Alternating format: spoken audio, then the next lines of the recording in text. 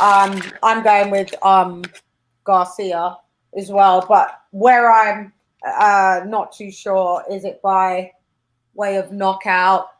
Initially, I said Garcia and Luke, they're probably going to go to points, and Garcia and you'll see probably Luke have to have a knee count once or twice, maybe. But then I then thought, Campbell, Garcia's been getting out people in one round. Not that I say that he could do that to Luke. Not that I could say he could do that to Luke, because it's questionable, the level of opponent that Garcia's faced. This is a massive fight for Garcia. This is where the world is going to be able to gauge if Garcia is world level, world elite, if he's en route to that.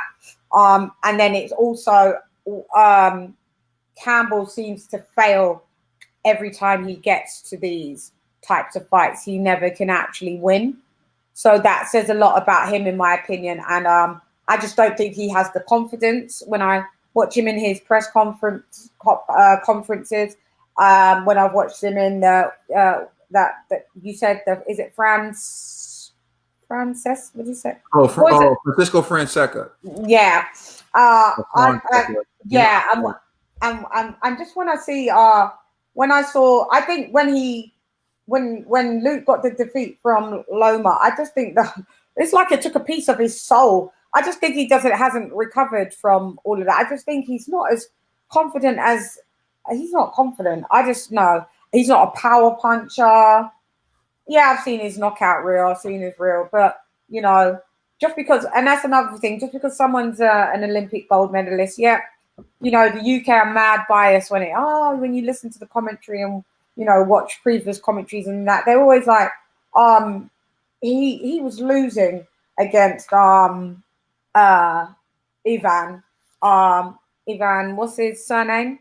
The short little black dude that he fought. Ivan. Who Luke Campbell fought. And his team was telling him, you're doing well. His team was giving him the worst information in the world. Did any of you guys watch that? Ivan Mendy. No, I don't think I've. Mendy, you need to watch it. You need to watch that fight. It was just one of the worst. I think that was his first loss. That it was like 5 years ago. I rewatched it recently because I knew I had to brush up on this, but. Yeah, he just falls short to me. It doesn't matter if he's... fight was Ivan Mendy. Yeah, Ivan Mendy, yeah. And he was where he lost his first loss. And from there, that guy, that guy ran rings around Campbell, right? He was shorter reach. He just took it. He had Campbell on the back foot. Every single round. Campbell's ring IQ was quite, because he's got good ring IQ. That's the thing. It was okay, but at the time it was okay, but you can't say he had good ring IQ. But someone forces him to be on the back foot all 12 rounds. Yeah, I don't know. So I'm going with Garcia. Garcia's got them hands. Like what you said, Caden. He's got youth on his side. I would never think that De La Hoya will ever put him in a fight knowing that he couldn't possibly win it.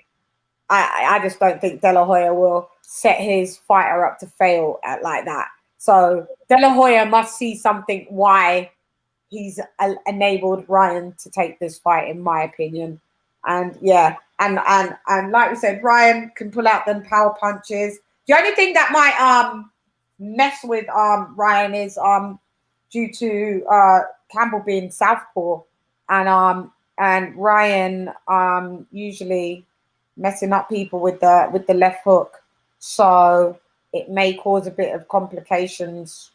Jabs this way, you know how it is when it's southpaw orthodox, and if the orthodox person can't get their head around with but I would imagine that he sparred a load of southpaws anyway in the lead up to this fight. But hey, you never know what happens until it's the actual night of the fight and what goes down. But yeah, I've got Garcia winning. I'm not sure if it's by way of knockout. I'm not sure if it's by points.